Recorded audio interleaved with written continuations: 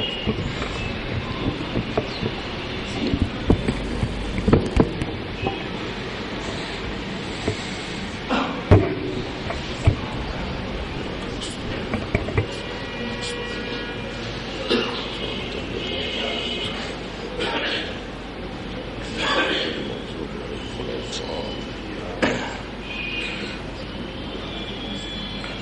باللہ من شر الشیطان اللعین الرجیم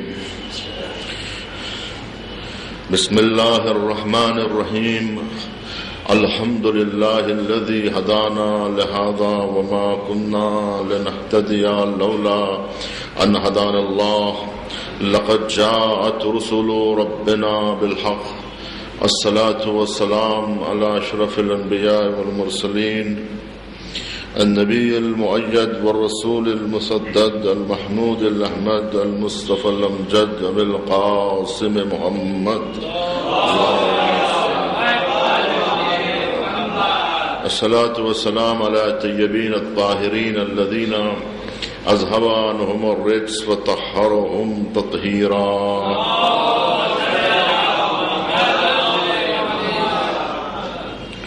الصلاة والسلام على الطيبين الطاهرين المعصومين المظلومين ولعنة الله على أعدائهم أجمعين أما بعد فقد قال امام الحسين عليه السلام بسم الله الرحمن الرحيم ألا ترون على الحق لا يعمل به وعلى الباطل لا يتناهى عنه صلوات عليه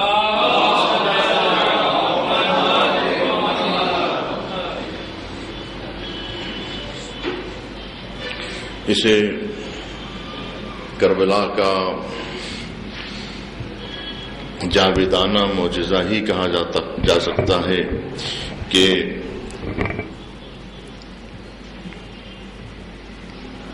ایک گروہ مسلمانوں کا ایک عظیم اجتماع غم حسین میں مشغول ہے.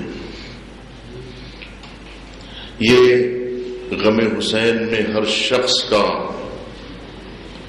انہماک اور اس کا اس تحریک سے جڑ جانا خود ایک طرح کا معجزہ ہے کہ اسے جو جاویدانگی حاصل ہوئی ہے، اسے ایک جو عالمگیر تحریک حاصل ہوئی ہے کہ جس میں ہر شخص شامل ہو رہا ہے، تو اللہ جس کو نجات دینا چاہے گا وہ اسی وسیلے سے دے سکتا ہے کہ یہ ایک نجات کا وسیلہ بن سکتا ہے کہ وہ نادان لوگ بھی اس تحریک میں شامل ہو جاتے ہیں، کہ جو دین سے واقف ہیں وہ بھی شامل ہو جاتے ہیں، جو دین سے واقف نہیں ہیں وہ بھی شامل ہو جاتے ہیں، تاکہ اس ذریعے سے جن کو اللہ نجات دینا چاہے اس وسیلے سے نجات دے سکتا ہے. اگر کوئی اس تحریک سے وابستہ ہی نہ ہو تو آپ بتائیں کہ پھر نجات کا ذریعہ کون سی چیز بن سکتی ہے. تو یہ ایک بہت بڑی نعمت ہے. یہ خود سلسلہ غم حسین یہ خود ایک نعمت ہے. اگر قومیں اس نعمت سے فائدہ اٹھانا چاہے، یہ حادثہ کربلا اتنا عظیم اور دلسوز اور جانوں کو ہلا دینے والا، زمین و آسمان کو رلا دینے والا ایک ایسا عظیم حادثہ ہے کہ اس حادثے کو اہداف قیام حسینی سے جوڑ دینا یہ بہت بڑا ایک اہم ربط ہوگا اگر کوئی یہ ربط دے سکے کہ اس حادثہ کربلا کو اہداف کربلا سے جوڑا جائے، واقعیت کربلا کو، حقیقت کربلا کو اہداف اور مقاصد کربلا سے جوڑا جائے، تبھی یہ تحریک، تبھی یہ حرکت اس سمت پہ لے جا سکتی ہے جس سمت پر امام حسین لے جانا چاہتے تھے. امام حسین نے اپنے حادثے کے ذریعے سے پوری دنیا کو ہلا کے رکھ دیا. چڑھ کے نیزے پہ دو عالم کو ہلا دیتی ہے. کربلا موت کو دیوانہ بنا دیتی ہے کہ کربلا نے ضمیروں کو جھنجھوڑ دیا، انسانی ذہنوں کو جھنجھوڑ دیا، قوموں کو جگا دیا۔ اس حادثے نے دور دراز علاقوں تک ایک انقلاب برپا کر دیا، نہ صرف عالم اسلام کو ہلا کے رکھ دیا، اس واقعے نے عالم انسانیت کے دلوں کو جھنجھوڑ دیا۔ اب اگر کوئی انسان اس حادثے پر آنسو بہائے تو تعجب کی بات نہیں ہے، واقعے نے اس طرح دل و دماغ پر یہ حادثہ چھا گیا کہ نہ چاہتے ہوئے بھی انسان اپنے آپ کو اس غم سے وابستہ کر لیتا ہے۔ یہ ایک انسانیت سوز حادثہ ہے، لیکن یہ حادثہ صرف حادثہ نہیں ہے، بلکہ اس حادثے کے پیچھے ایک تحریک ہے، اس حادثے کے پیچھے اہداف ہیں، مقاصد ہیں۔ امام حسین علیہ السلام کا اعلیٰ نظریہ ہے، ان کے اعلیٰ اہداف ہیں، ان کے اعلیٰ مقاصد ہیں، وہ معنویت ہے، وہ حقائق ہے کہ اس واقعے نے اپنے آپ کو توحید سے جوڑ لیا، لا الہ الا اللہ سے جوڑ، گویا یہ تحریک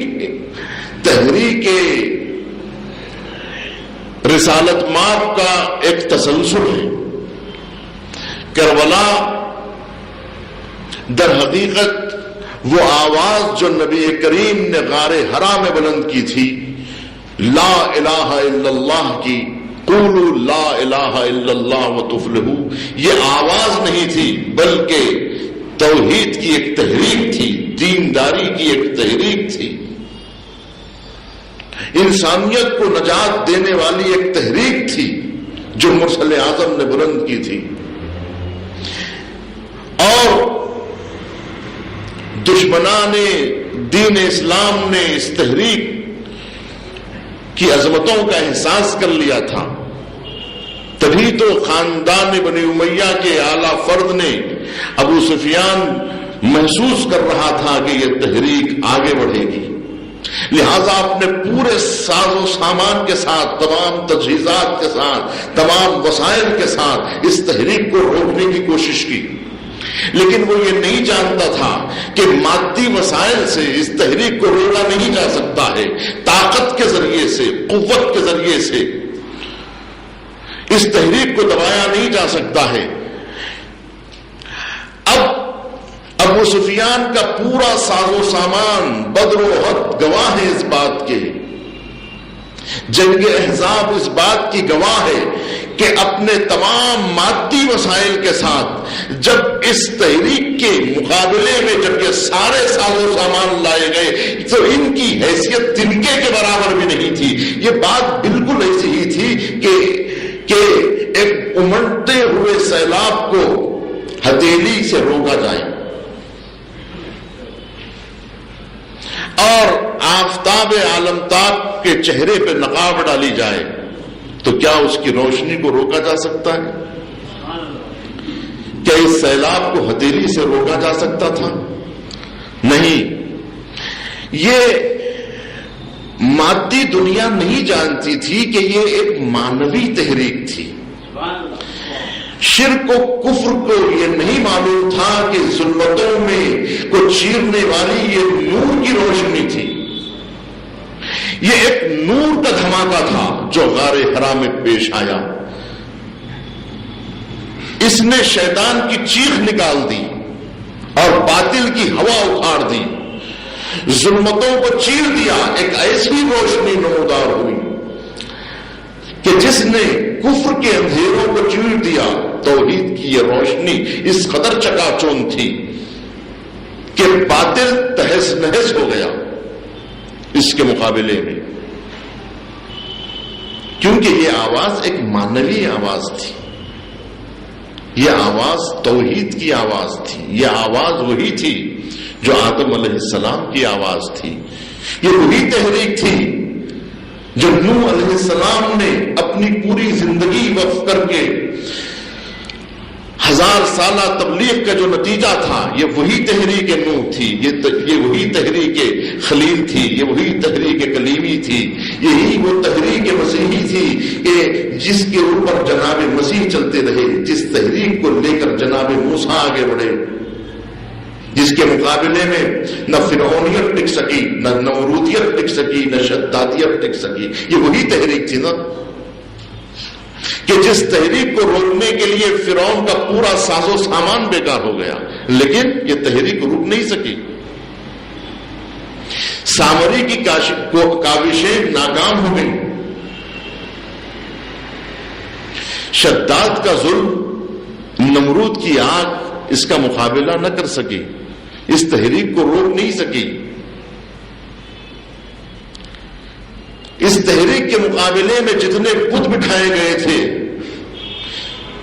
چاہے وہ مادی بت ہوں یا غیر محسوس تخیلاتی بت ہوں، ان سب کو ابراہیمی تحریک نے کچل دیا۔ تو جناب ابراہیم کی تحریک آگے بڑھتی رہی، اسے نمرودیت نہ روک سکی۔ جناب موسیٰ کی اس تحریک کو فرعونیت نہ روک سکی۔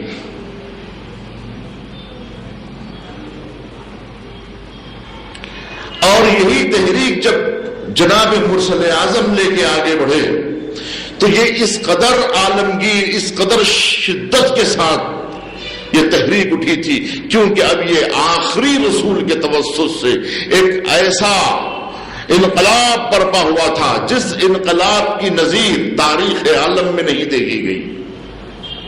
یہ اخلاق و کردار کا ایک ایسا مانوی دھماکہ تھا کہ جس کے سامنے ہزارہا سال کی تحریکیں ختم ہو گئی، ہزارہا سال کی کاوشیں ظلم اور بربریت اس کا مقابلہ نہ کر سکی۔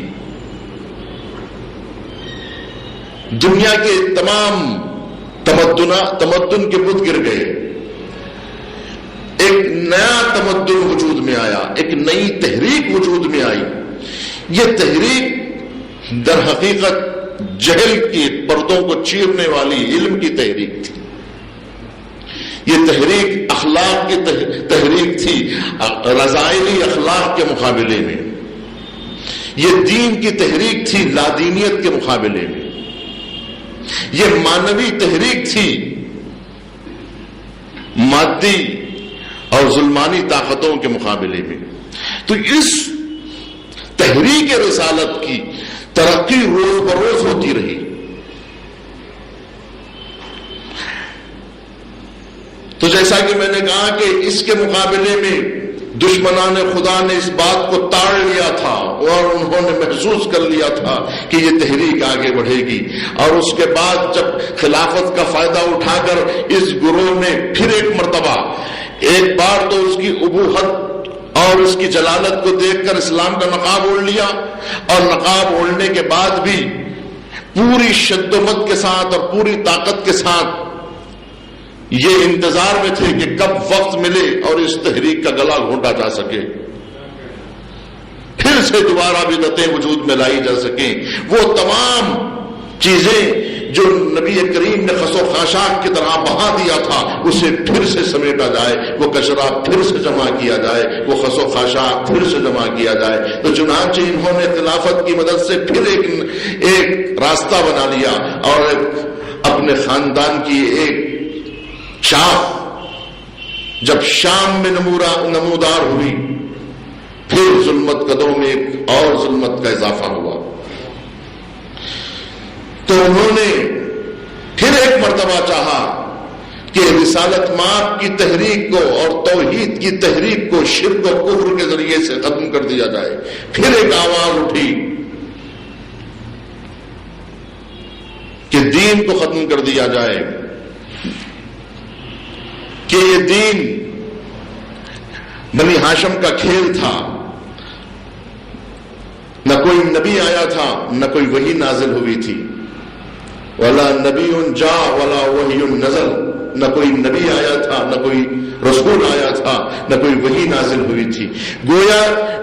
گویا تحریک رسالت کو روکنے کی پھر ایک ناکام کوشش ہو رہی تھی.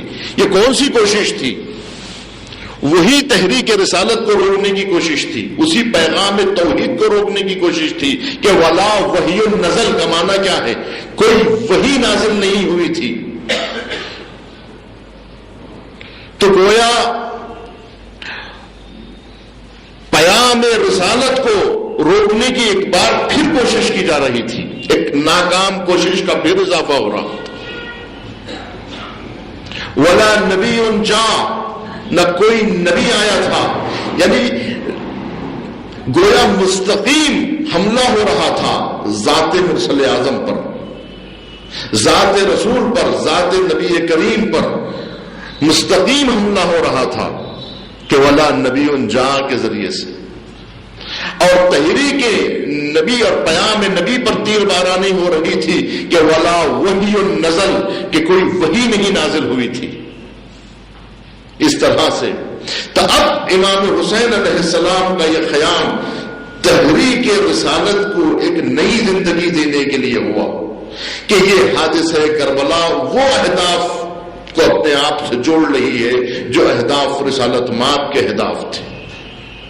تبھی تو امام حسین علیہ السلام نے جب نعرہ بلند کیا اور قیام فرمایا تو آپ کا قیام یہی تھا کہ اريد ان آمر بالمعروف والنهي عن المنکر اسیر بسیرت جدی وابی.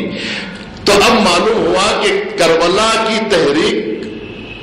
تحریک رسالت مآب کا حصہ ہے، تحریک رسالت مآب کا تسلسل. اگر امام حسین کی تحریک کو تحریک رسالت سے جدا کر دیا جائے تو پھر تحریک امام حسین سمجھ میں نہیں آئے گی کہ یہ کون سی تحریک ہے، کہ اس تحریک کا ماضی کیا ہے، یہ تحریک کس درخشاں ماضی سے جڑی ہوئی ہے. امام حسین کا ایک تو ذاتی رشتہ مرسل اعظم سے اتنا قریبی ہے، قرابت اتنی ہے کہ کسی محتاج تعارف نہیں ہے، یہ رشتہ محتاج تعارف نہیں ہے. ایک تو امام حسین کا رشتہ اتنا نزدیک ہے نبی کریم، دوسرا امام حسین کی یہ تحریک نبی کریم کی تحریک سے اس قدر قریب ہے.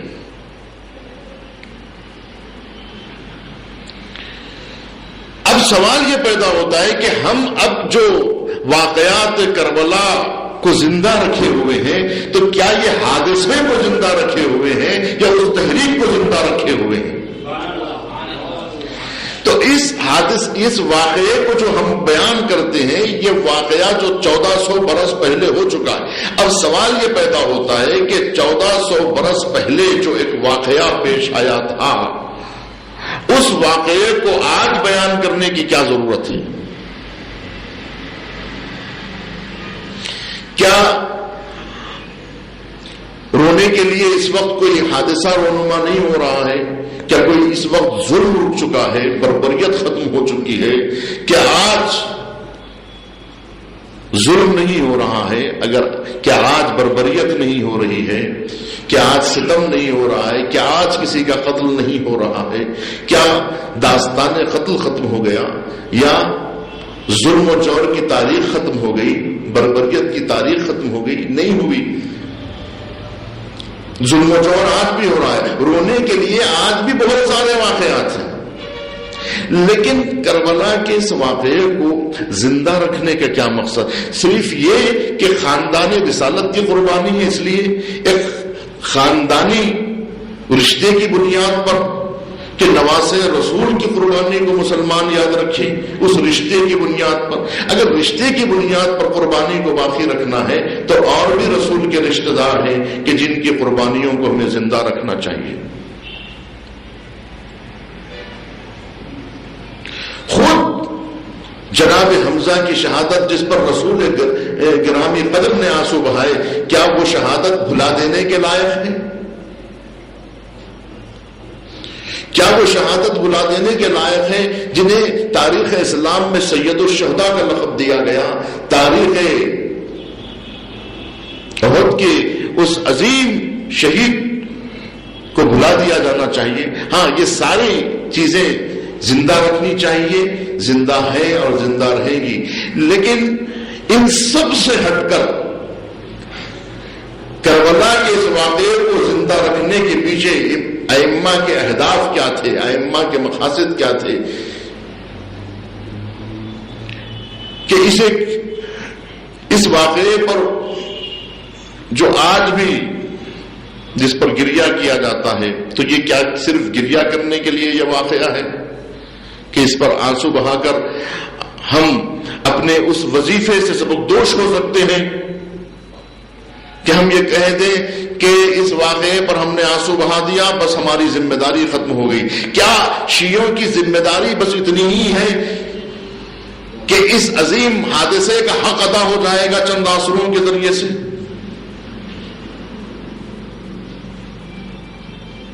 یا جتنا سر و سینہ پیٹ کے روئیں، کیا اس واقعے کا حق ادا ہو جائے گا؟ جس قدر بھی ہم وقت دیں اس واقعے کے لیے اور جتنے احساسات کی ترجمانی کریں، کیا یہ کافی ہو جائے گا؟ یعنی غم منانا کیا کافی ہے؟ رونا کافی ہے؟ خون نکالنا کافی ہے؟ سر و سینہ پیٹنا کافی ہے؟ مجلسیں کرنا کافی ہے؟ سبیلے لگانا کافی ہے؟ اس واقعے کو صرف زندہ رکھا جائے، واقعہ برائے واقعہ زندہ رکھا جائے؟ اگر یہ صرف واقعہ ہوتا اور واقعے کے پیچھے کوئی اہداف نہ ہوتے تو پھر صحیح تھا کہ واقعے کو زندہ رکھا جائے، لیکن اگر یہ واقعہ کسی اہداف سے جڑا ہوا ہے، کسی مقصد سے جڑا ہوا ہے، امام حسین علیہ السلام اگر صرف ہم اپنے احساسات کا اظہار کر لیں تو ہمیں تو تسکین مل سکتی ہے، لیکن ہم جس کے لیے آنسو بہا رہے ہیں اس کی تسکین کا سامان کیسے ہوگا؟ یہ تو ہماری تسکین کے لیے ہے. جب کوئی رشتہ دار ہم سے جدا ہوتا ہے تو ہم اس کے لیے سر و سینہ پیٹ کر اپنے آپ کو تسکین دیتے ہیں، اپنے آپ کو ڈھارس دیتے ہیں، اپنے آپ کو دلاسا دیتے ہیں اور اپنی بھڑاس نکال کر خود اپنے آپ کو تسکین دے لیتے ہیں کہ ہاں ہمیں تسکین ہو گئی. لیکن پھر بھی ہمیں تسکین نہیں ہوتی تو سر مار مار کے دیواروں سے ٹکرا کر اپنا خون نکال لیتے ہیں، تب بھی تسکین نہیں ہوتی. تو جس طرح سے بھی ہم اپنے آپ کو اذیت دے کر آخر میں اس نتیجے تک پہنچ جاتے ہیں کہ اپنی کو تسکین دے لیں. جو غم ہم پر اثر انداز ہوا ہے اس غم کے مقابلے میں ہم اپنی تسکین کے لیے سامان کریں کہ اس غم کا بوجھ ہلکا ہو جائے، اس کی تسکین ہو جائے. لیکن کیا اس تسکین سے اس قلب حزین کو تسکین مل جائے گی؟ کیا ہم نہیں چاہتے کہ ان کے دل کو بھی تسکین پہنچے جنہوں نے یہ قربانی دی؟ آپ پر اس قربانی کا اثر اتنا ہوا کہ آپ اسے برداشت نہ کر سکے، آپ پر اس قربانی کا اثر اتنا ہوا کہ آپ برداشت نہیں کر پا رہے ہیں، اپنی تسکین کے لیے سب کچھ کر رہے ہیں. لیکن کیا اس سے ان کو تسکین مل جائے گی جنہوں نے اتنی بڑی قربانیاں دی تھی؟ انہوں نے یہ قربانیاں کیوں دی تھی؟ تاکہ تم اپنی تسکین کا سامان کر لو، یا ان آنسوؤں کے ذریعے سے اس تحریک کا تحفظ کیا جائے، اس زندہ جاوید کا تحفظ کیا جائے کہ جس نے شہید ہو کر مقصد کو بچا لیا، جس نے اپنی قربانیوں کے ذریعے سے اس اہداف کو بچا لیا، اس تحریک کو زندہ رکھا. اصل مقصد کیا تھا کہ تحریک زندہ رہے. ہم اس تحریک کے لیے قربان ہو جائیں تاکہ تحریک کو زندگی مل سکے. خون بہے تو بہے لیکن تحریک زندہ رہے. یہی تو ہم مجالس میں پڑھتے ہیں عزیزان گرامی کہ امام حسین نے اپنے بھائی کے بازو دیے اس تحریک کے بازوؤں میں قوت پیدا کرنے کے لیے. امام حسین نے اپنے کڑیل جوان کا سینہ دیا تاکہ اس تحریک کے سینے کو مضبوط کیا جا سکے. امام حسین نے اپنے جگر گوشوں کی قربانی دی تاکہ اس کے ذریعے سے اس تحریک کو قوت ملے، ایمانی تحریک کو قوت ملے، دین کی تحریک کو زندگی ملے. اس کے لیے یہ ساری قربانیاں امام حسین علیہ السلام نے پیش کی. اگر یہ بات ہے تو پھر اس تحریک کو زندہ رکھنا یہ بھی ہمارا ہدف ہے یا نہیں؟ اس تحریک سے جڑ جانا ہمارا مقصد ہے یا نہیں؟ یہ کربلا تحریک حسینی ہے. یہ تحریک اس تحریک کو زندہ کس نے رکھا؟ اس تحریک کو زندہ کس نے رکھا؟ اس تحریک کو جناب زینب کبریٰ سلام اللہ علیہا نے زندہ رکھا کہ جناب زینب نے اس ذکر کو، اس کے اہداف کو زندہ رکھا اور یہ بتایا کہ امام حسین علیہ السلام کے مقاصد کو اپنے کردار کے ذریعے سے جناب زینب نے پیش کیا. زینبی کردار نے اس کی حفاظت کی. تو آج 1400 برس کے بعد بھی یہ تحریک زندہ ہے، نام حسین زندہ ہے. شاعر کہتا ہے کہ 14 صدیاں بیت گئی، شبیر کا چرچا باقی ہے. قرآن اب تک بول رہا ہے، خانہ کعبہ باقی ہے. کربلا کا لے کے سہارا گنبد خضرا باقی ہے. 14 صدیاں بیت گئی، شبیر کا چرچا باقی ہے. ان 14 صدیوں کے اندر 1400 طوفان اٹھے، اموی ہر کارے دوڑے ہیں، عباسی سلطان اٹھے. لات و حبل سینوں میں چھپے تھے، ہاتھوں پہ قرآن اٹھے. جن بنیادوں میں لہو تھا، قصر و عالی شان اٹھے. سب دیواریں بیٹھ گئی، مظلوم کا روزہ باقی ہے. 14 صدیاں بیت گئی، شبیر کا چرچا باقی ہے. نہ جانے کن کن قوموں نے ڈیرے ڈالے دریا پر، آئے آ کر لوٹ گئے سب گورے کالے دریا پر. اب بھی ملیں گے ٹوٹے ہوئے کچھ خنجر والے دریا پر. قبضہ کرنے آئے تھے سب طاقت والے دریا پر. سب کا قبضہ ختم ہوا، عباس کا قبضہ باقی ہے. 14 صدیاں بیت گئیں، شبیر کا چرچا باقی ہے. لال و گہر نے دام لگائے، سکوں کی جھنکار ہوئی. لمبی قباؤں والے اٹھے، فتووں کی بھرمار ہوئی. دیدے عبرت تو ہی بتا، یہ جیت ہوئی یا ہار ہوئی. سجدے میں سر کاٹ لیا تھا لیکن سجدہ باقی ہے. 14 صدیاں بیت گئی، شبیر کا چرچا باقی ہے. شبیر زندہ ہے، شبیر کا چرچا زندہ. 14 صدیاں ختم ہو گئی، یہ تحریک زندہ ہے. تو اس تحریک کے پیچھے الہی مقاصد ہے، اس تحریک کے پیچھے ابدی مقاصد زندہ ہے کہ یہ تحریک زندگی کے خاتمے تک رہے، اور جب تک انسانی کاروان زندہ ہے یہ تحریک بھی زندہ رہے.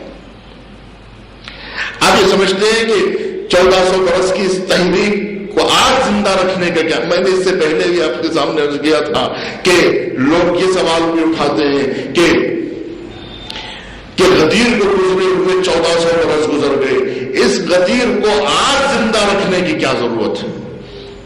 غدیر کا تذکرے کو آج کرنے کی کیا ضرورت ہے؟ غدیر کو گزرے ہوئے 1400 برس ہو گئے، آج ان مردوں کو اکھاڑنے کا کیا فائدہ ہے؟ ٹھیک ہے، ان مردوں کو اکھاڑنے سے آج کوئی فائدہ ہونے والا نہیں ہے، یہ تو حقیقت ہے، لیکن پھر اسے زندہ کیوں رکھا جاتا ہے؟ تو میں نے آپ کے سامنے ایک مثال دی تھی کہ عالم اسلام میں 2 جید علماء پیدا ہوئے. ایک امام فخر رازی جن کے نام کے ساتھ بھی امام جڑا ہوا ہے، ایک امام خمینی جن کے نام کے ساتھ بھی امام جڑا ہوا ہے. دونوں عالم اسلام کی جید رہنما، رہبر، دونوں امت اسلامیہ کے قائد. لیکن امام فخر رازی جب دنیا سے جاتے ہیں تو یہ تحریر چھوڑ کے جاتے ہیں کہ کاش میری موت یقین پر ہوئی ہوتی، میں شک کی حالت میں دنیا سے جا رہا ہوں. لیکن امام خمینی جب دنیا سے جاتے ہیں تو اپنی آخری وصیت میں کہتے ہیں کہ من بدلی شاد و ضمیری مطمئن ببرادران و خواہران مرقص و بجائے گاہ ابدی سفر میں کنم، کہ میں دل مطمئن کے ساتھ، قلب شاد کے ساتھ، قلب مطمئن کے ساتھ اس دنیا سے جا رہا ہوں، یعنی میری موت یقین پر ہو رہی ہے، شک کی حالت میں نہیں جا رہا ہوں۔ یعنی جب فرزند سقیفہ مرتا ہے تو شک کی حالت میں، لیکن فرزند قدیر مرتا ہے تو یقین کی حالت میں۔ صلوات پڑھے محمد والے۔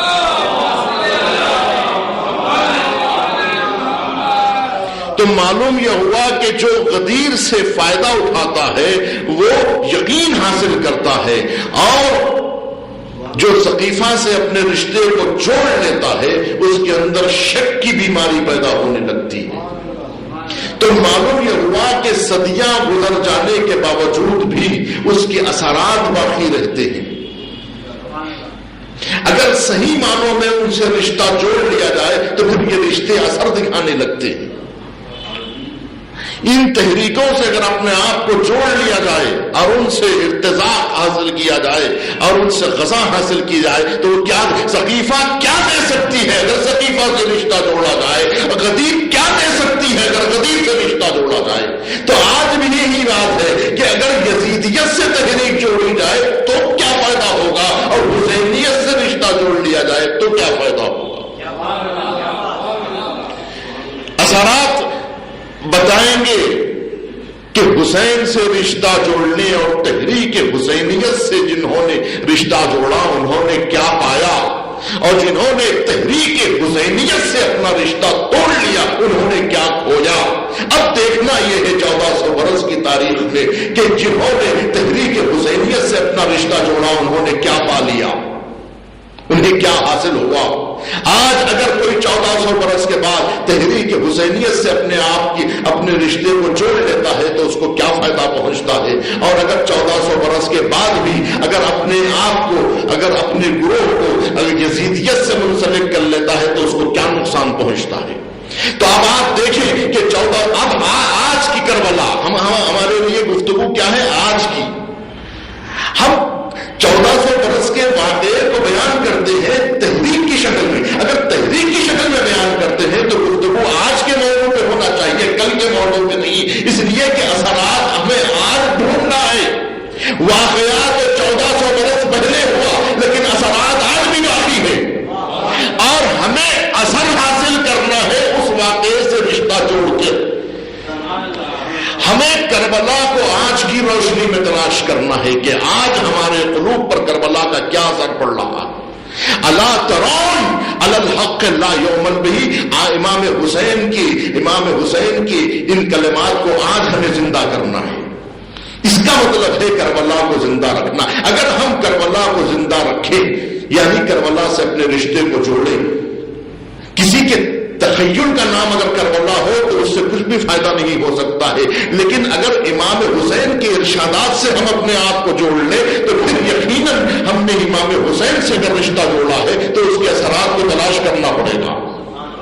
اس کے اثرات اگر ہم نے واقعی امام حسین کے کلمات سے رشتہ جوڑا ہے، امام حسین کی ذات سے ہم نے رشتہ جوڑا ہے، تو پھر اس اثرات کو ہمیں اپنے معاشرے میں ڈھونڈنا ہوگا کہ کربلا نے ہم پر کیا اثرات چھوڑے تھے۔ جیسا کہ میں نے بتایا کہ غدیر کا اثر کیا ہوتا ہے اگر کسی نے غدیر سے رشتہ جوڑا۔ ہماری اور آپ کی مثال میں نے نہیں دی بلکہ اس صدی کے ایک سب سے جید عالم کی مثال دی، اور دونوں مثالیں میں نے جید علماء کی دی۔ ایک وہ عالم کی کہ جس نے تفسیر الکبیر لکھ کر تاریخ اسلام میں ایک زبردست دھماکہ کیا، اس کی بات کر رہا ہوں، جو امام فخر رازی کہلائے، جو واقعاً جس نے سقیفہ سے رشتہ جوڑا تھا، جس کے شکوک تاریخ فلسفے میں ایک نئے ابواب کا اضافہ بن گئے، یعنی جس نے اتنا شک کیا کہ اس کا نام ہی امام المشککین پڑ گیا، یعنی اتنا گہرا رشتہ جوڑا تھا سقیفہ۔ میں ان کی بات نہیں کر رہا ہوں جو صرف نام لیتے ہیں لیکن اپنا رشتہ نہیں جوڑتے۔ اور میں نے اس عالم کا نام لیا جو واقعاً جس نے غدیر سے اپنا رشتہ جوڑا. تو اگر واقعاً انہوں نے غدیر سے اپنا رشتہ جوڑا ہے تو ہم ان کی زندگی میں غدیر کے اثرات ڈھونڈیں گے. کیا ڈھونڈیں گے؟ اس لیے کہ غدیر سے وابستہ ہونا یقین میں اضافہ کرتا ہے. تو اب ہم یہ دیکھیں گے کہ امام خمینی واقعاً فرزند غدیر تھے یا نہیں تھے. اب جب ٹیسٹ کریں گے، تحقیق کریں گے کہ یہ فرزند ثقیفہ تھے یا فرزند غدیر تھے، تو ہم ان کی ذات میں یہ تلاش کریں گے کہ ان کی ذات میں شک تھا یا یقین تھا. اگر یقین تھا تو ہم کہیں گے کہ یہ فرزند غدیر ہو رہا ہے، یہ فرزند غدیر تھا. تو آج ہم غدیر اور ثقیفہ کے اثرات کو تلاش کریں گے اور تحقیق کریں گے. تو اسی طرح سے اگر کوئی گروہ مسلمین یہ کہتا ہے کہ ہم کربلا کے ماننے والے ہیں، تو پھر ہم اس گروہ میں کربلا کے اثرات ڈھونڈیں گے، کربلا کے اثرات ڈھونڈیں گے. ہم یہ دیکھیں گے کہ کربلا کے اثر اس قوم کے اندر پائے جاتے ہیں یا نہیں پائے جاتے ہیں. اگر یہ اشرف الناس ہو گئی ہے تو سمجھو کہ اس نے اپنا رشتہ کربلا سے جوڑ لیا ہے. اگر کوئی اجتماع مسلمین اپنے آپ کو تحریک کربلا سے جوڑ رہی ہے، تو پھر اسے یہ بتانا پڑے گا اور پوری دنیا میں یہ ثابت کرنا پڑے گا کہ یہ اکرم الناس یہ ہے، اشرف الناس یہ ہے، اشرف المخلوقات یہ ہے. اور یہ سند اگر کسی نے حاصل کی ہے تو سب دنیا کے شیعوں نے حاصل نہیں کی ہے، بلکہ لبنان کے ایک حزب اللہ نے حاصل کیے ہیں. یہ پوری دنیا پر واضح ہو گیا ہے کہ انہوں نے یہ ثابت کر دیا اپنے عمل سے کہ ہمارے اجتماع میں تم کربلا کے اثرات ڈھونڈ سکتے ہو. اس لیے کہ ہم نے یہ ثابت کر دیا کہ اس دور کے اشرف المخلوقات ہم ہیں، اکرم الناس ہم ہیں اور اشرف الناس ہم ہیں.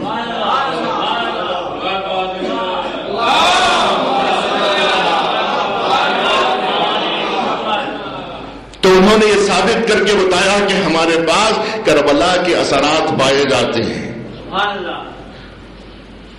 الا ترون علی الحق لا یعمل بہ، یہ امام حسین کے ارشاد کو یہاں ڈھونڈنا ہوگا کہ اب امام حسین علیہ السلام کہتے ہیں کیا تم نہیں دیکھتے کہ حق پر عمل نہیں ہو رہا ہے؟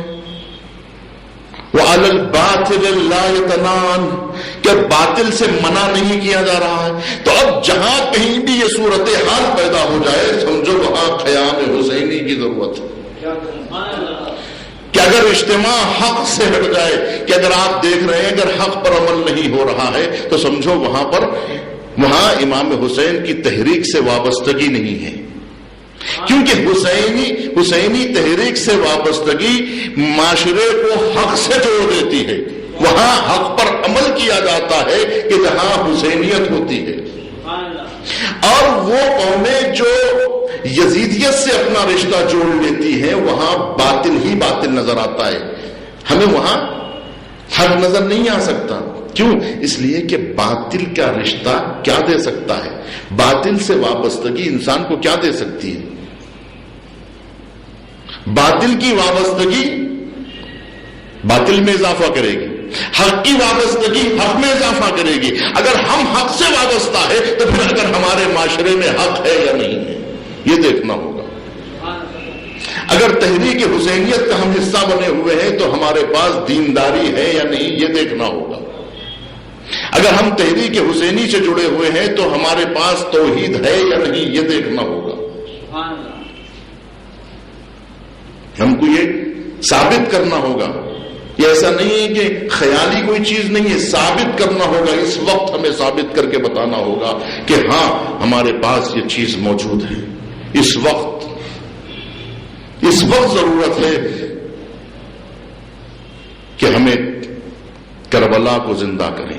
ایسا نہیں کہ فرش امام حسین کا ہو، تبرک امام حسین کے نام پر تقسیم کیا جا رہا ہو،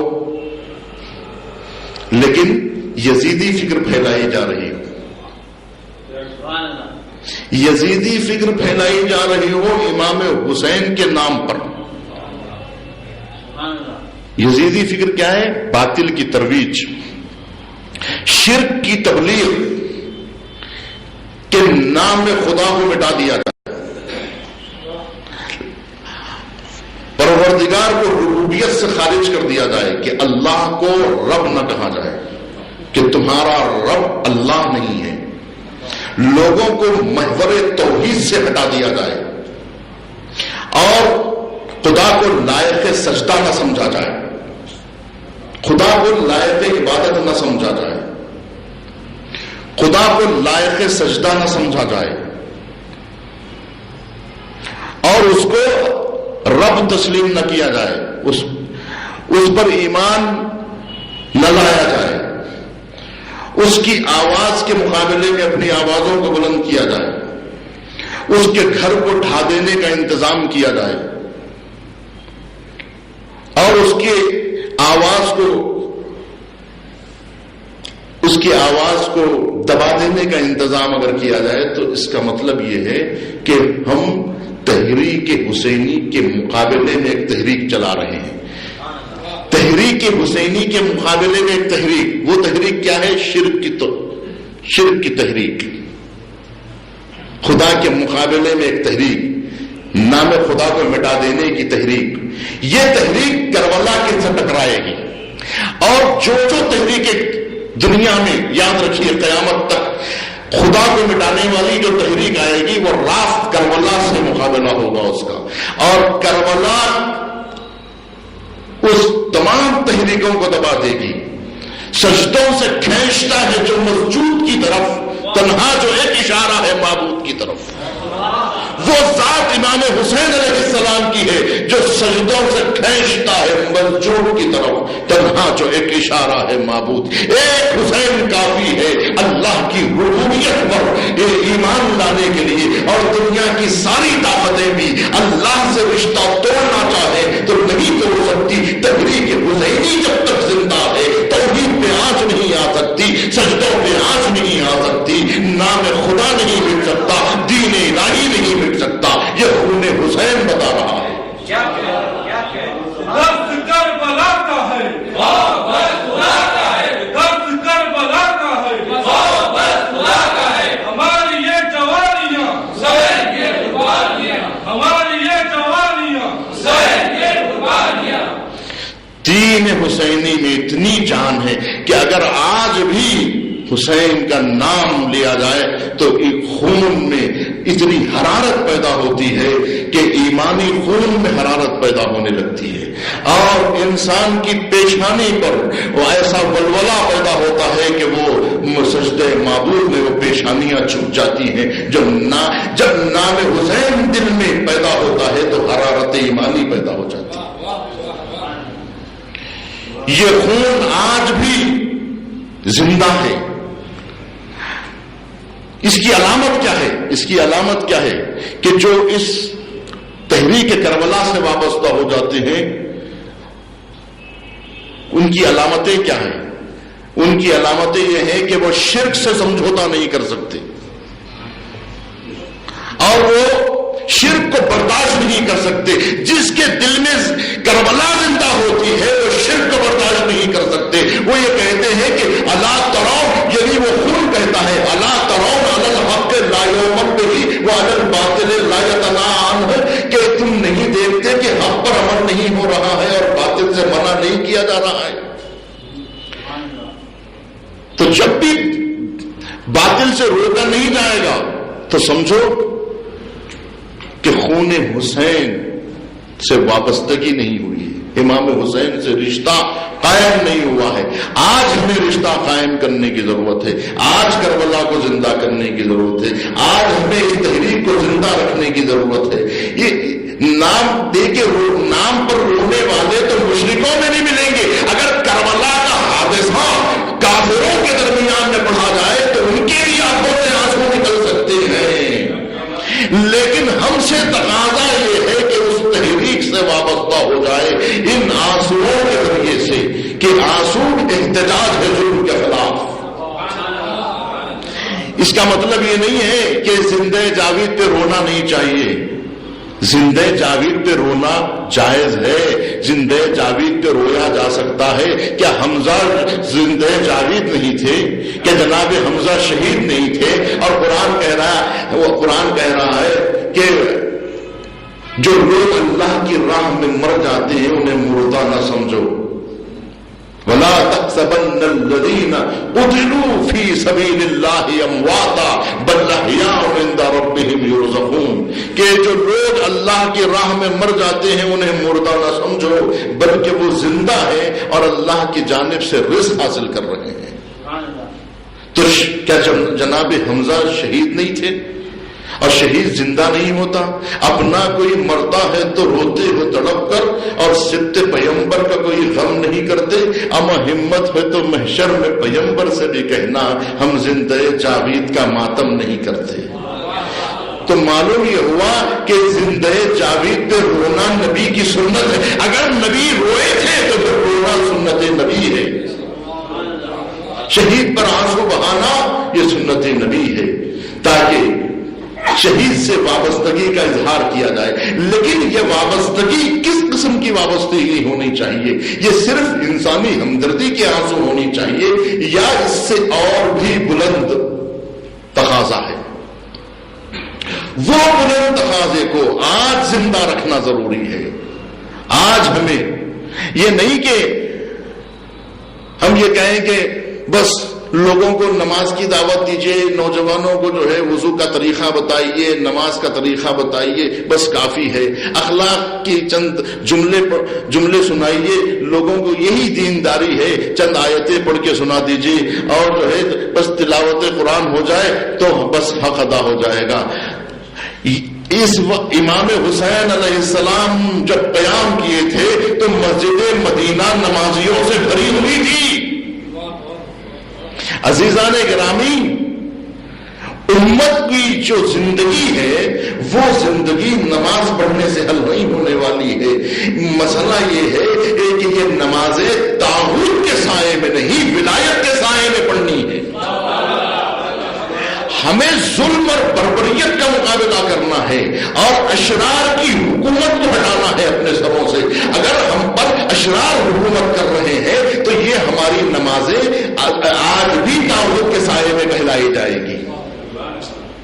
میں نے کئی مرتبہ آپ کو مثال دیا تھا کہ اگر پوری مسجد اگر بھری ہوئی ہے، آپ جائیں کل عبادت خانے میں اور پورا عبادت خانہ بھرا ہوا ہے، لیکن اگر کوئی ایک شخص چراغ کو گل کرے اور پوری مسجد خاموش بیٹھی رہے، اس کا مطلب یہ ہے کہ آپ کی جو نمازیں ہو رہی تھی وہ طاغوت اور اشرار کے سائے میں ہو رہی تھی۔ کسی کا ہاتھ نہیں بڑھ رہا ہے کہ اس ہاتھ کو قلم کر دے جو سارے شہر کی شمع بجھائی دے رہا ہے۔ دیکھیے اس وقت چراغ روشنی ہے، اب اگر کوئی ہاتھ اٹھے اور اس روشنی کو بجھا دے تو آپ کا وظیفہ کیا ہے؟ آپ کا وظیفہ کیا بنتا ہے؟ وہ ہاتھ کاٹ کیوں نہیں دیتے؟ یہ تحریک کربلا، وہ ہاتھ کاٹ کیوں نہیں دیتے جو سارے شہر کی شمع بجھائی دیتا ہے؟ شہید کیا کرتا ہے عزیزان گرامی؟ شہید کا خون کیا کرتا ہے؟ اگر شہید شہید کے خون کی شمع میں نمازی نماز پڑھتے ہیں، قرآن کی تلاوت کرنے والے قرآن کی تلاوت کرتے ہیں، اگر یہ شہید شمع بن کر تاریخ میں روشنی نہ دے تو نہ لوگ نماز پڑھ سکیں گے، نہ لوگ روزہ رکھ سکیں گے، نہ لوگ حج کر سکیں گے، نہ کوئی قرآن کی تلاوت کر سکے گا۔ یہ سب شہید کے خون کی روشنی کی میں ہوتا ہے۔ امام حسین علیہ السلام اگر اپنے خون سے شمع روشن نہ کرتے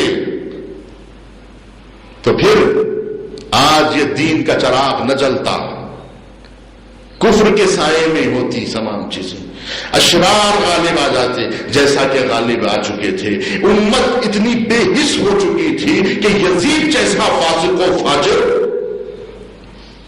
ان کا حاکم بن چکا تھا۔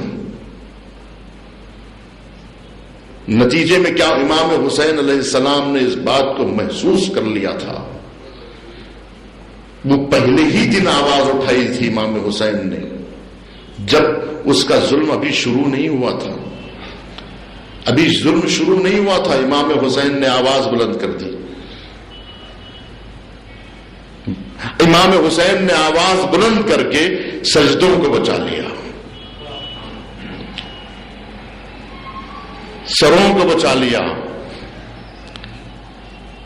اگر امام حسین یہ تحریک کو بلند نہ کرتے، آپ نے دیکھا کہ امام حسین علیہ السلام کی شہادت کے بعد کیا ہوا؟ مسجد مدینے میں کو استبل بنا دیا گیا، عصمت ریزیاں ہوئی، خون بہایا گیا مسجد مدینہ، اور خانہ کعبہ کا پردہ جلا دیا گیا، خانہ کعبہ پہ چڑھائی ہوئی۔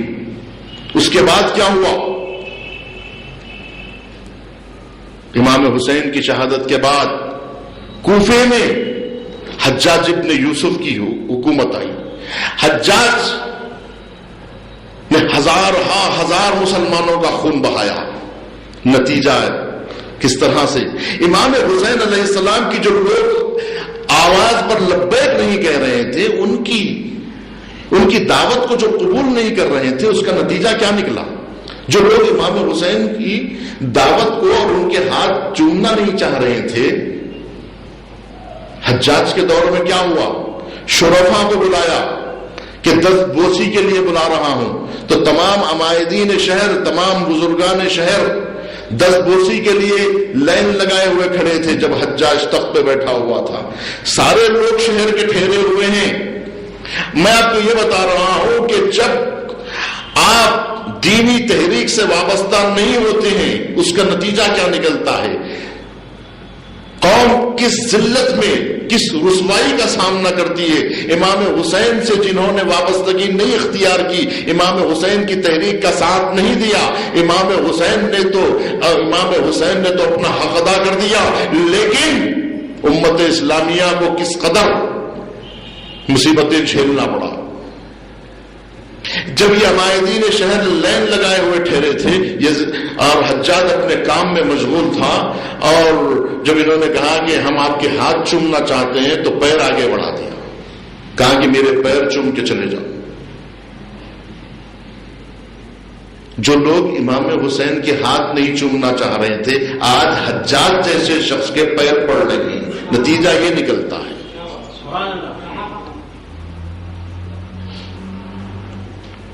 تو امت کی سطح کتنی گر رہی ہے؟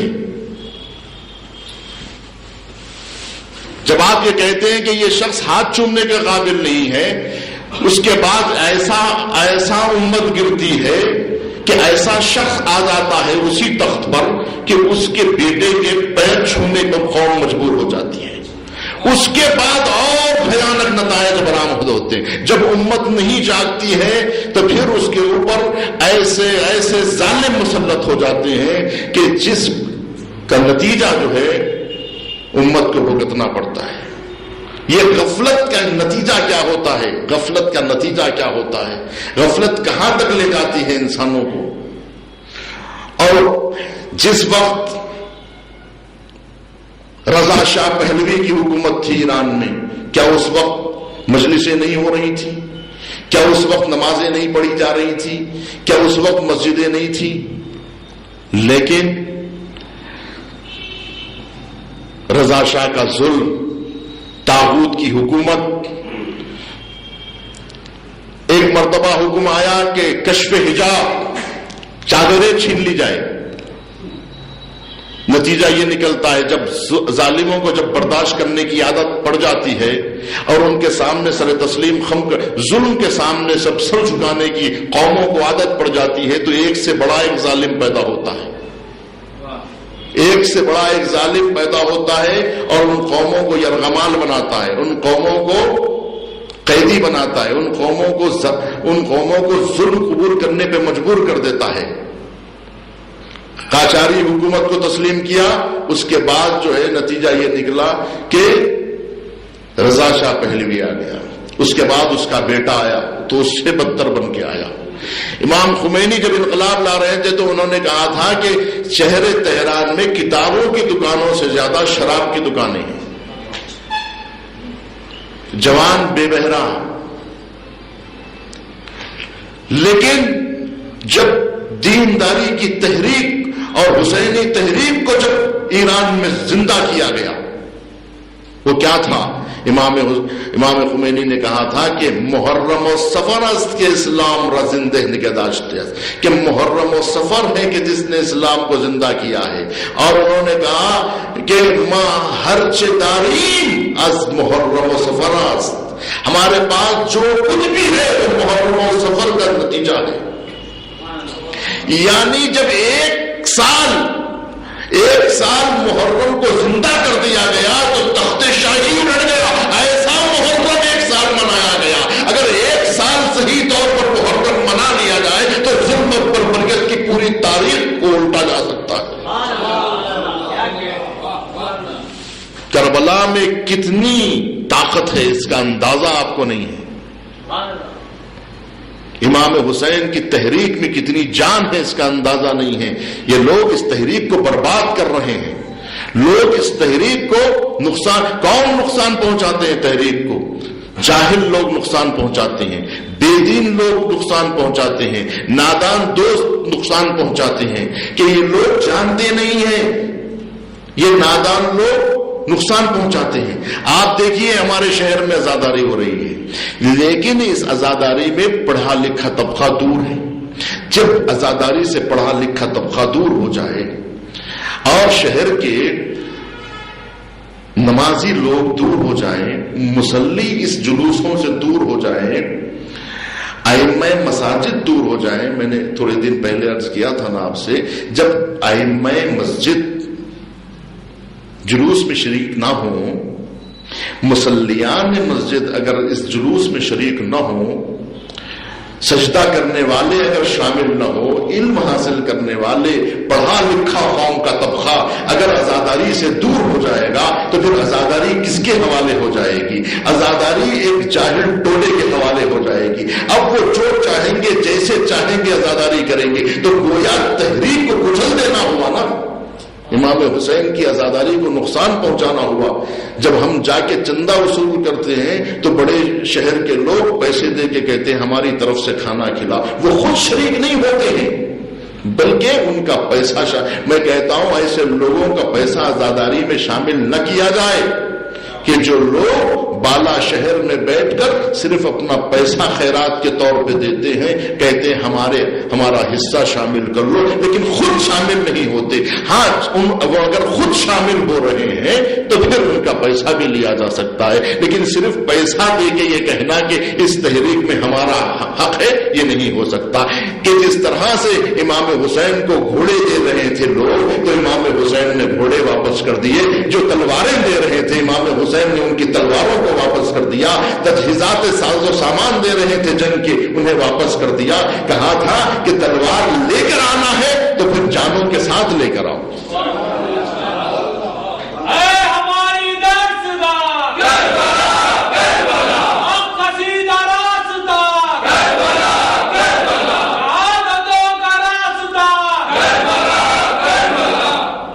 اب آپ بتائیے کہ عزاداری ہو رہی ہے یا نہیں ہو رہی ہے؟ عزاداری کو بچانا ضروری ہے یا ضروری نہیں ہے؟ امام حسین کی تحریک کو زندہ رکھنا ضروری ہے یا نہیں ہے؟ یہ تحریک ہمارے دین کو فائدہ پہنچانے والی ہے، ہمارے ایمان کو جلا بخشنے والی ہے. یہ تحریک ہمیں طاغوت سے نکالنے والی ہے. تو جنہوں نے محرم و سفر سے استفادہ کیا انہوں نے ظلم و بربریت کی تاریخ کو ختم کر دیا. وہ لوگ جنہوں نے امام حسین سے اپنا رشتہ جوڑ لیا انہوں نے اسرائیل کو شکست فاش دی. کس نے شکست دی اسرائیل کو؟ حسین کے نام لینے والوں.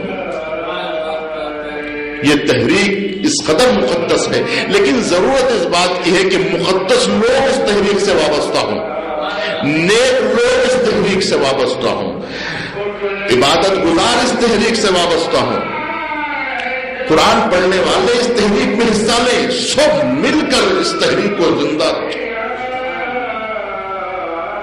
اور یاد رکھیے اگر اس تحریک کو اگر آپ لوگوں نے چھوڑ دیا تو پھر یہ تحریک کو وہ لوگ لے کے آگے بڑھیں گے جن کا اس تحریک سے کوئی لینا دینا نہیں. پیشاور لوگ اس تحریک میں جڑ جائیں گے جن کے مفادات وابستہ ہیں. کرائے پر کہیں پر عوام کو لایا جاتا ہے، رونے والوں کو کرائے پر لایا جائے، یعنی کوئی حسین پر رونے والا نہیں ہے کہ ہم کرائے پر رونے والوں کو بلا کے لائیں، کہ پیسے دے کے بلائیں، کہ ہم فرش عزا بچھائے ہیں رونے، خود نہیں رو سکتے؟ ہم کوئی کسی کو پیسے دے کے بلائیں کہ تم آگے ماتم کرو، خود نہیں کر سکتے؟ اگر کوئی نہ آئے پیسے پہ تو خود آگے خود ٹھہر کے ماتم کرو، کیوں جو ہے کرائے پہ ذاکر کو بلا رہے ہو؟ خود بیٹھ کر منبر پہ قرآن پڑھ کے سناؤ، یہی تحریک کربلا ہے، اسی کو زندہ رکھو۔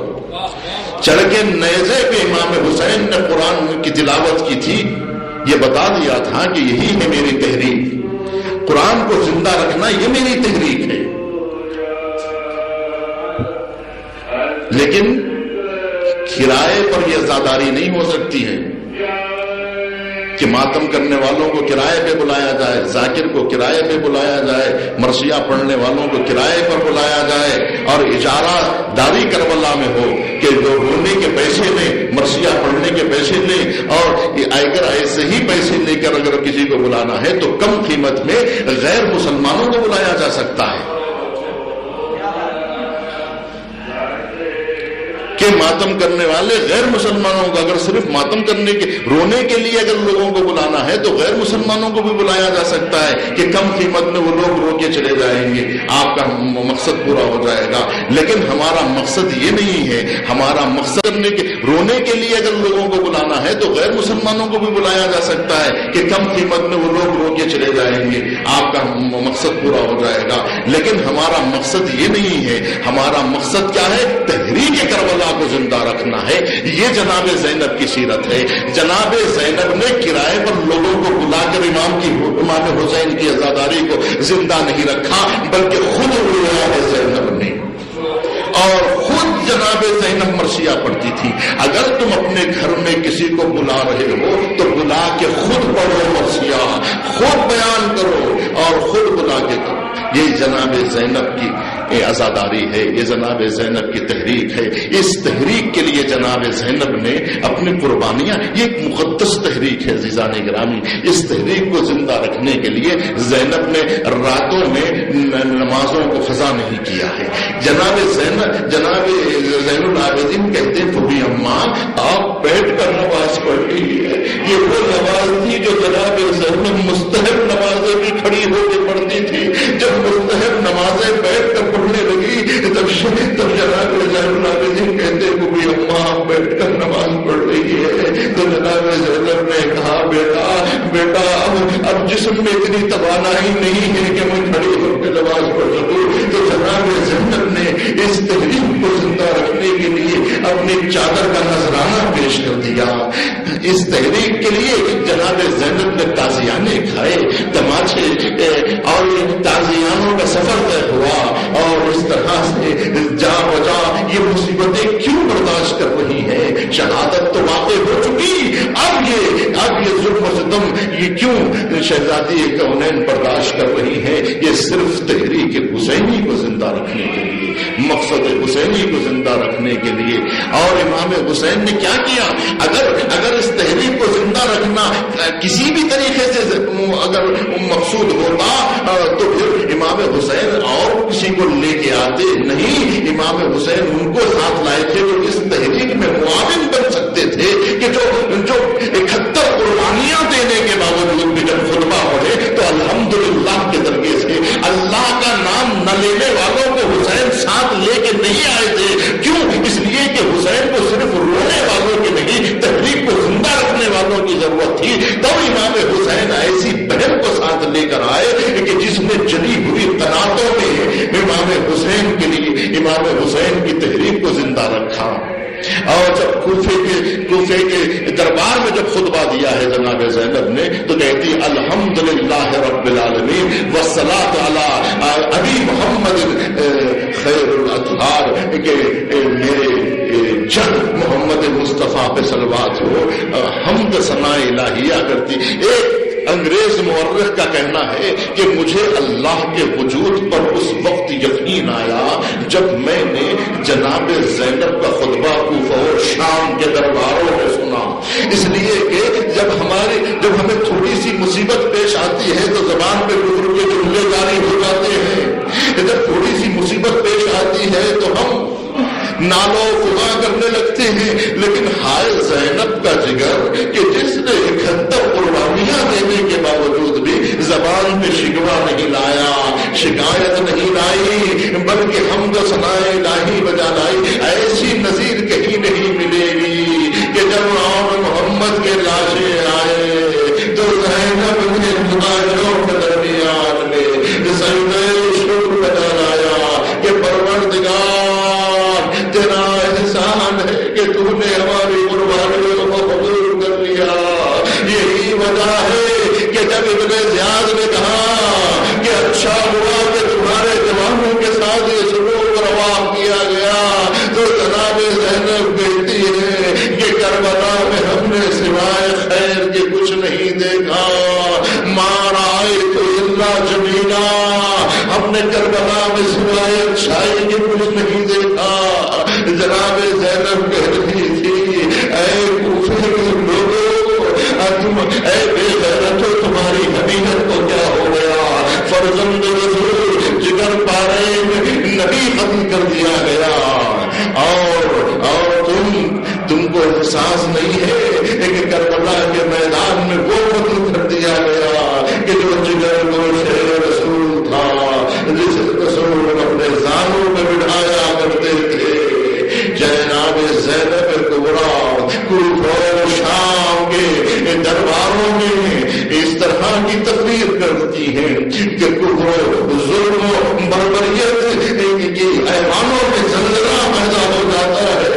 زینب نے وہاں پر مٹھائی کا تذکرہ کیا اور حسین کے سجدوں کا ذکر کیا۔ حسین ابن علی کی تحریر کو دربار شام میں پیش کیا، جہاں ساس اور کرسی تشریف تھا۔ زینب کی فما محمد والیہ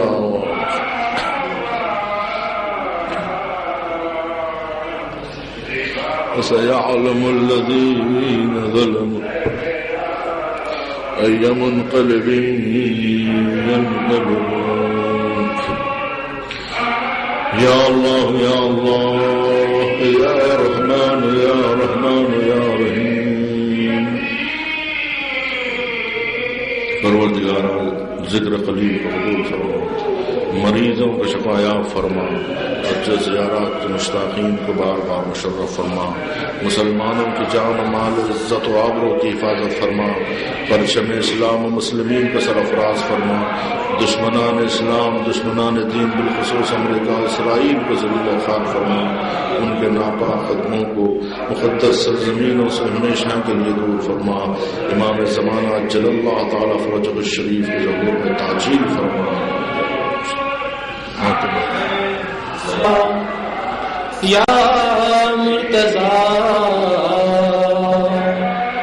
یا فاطمہ یا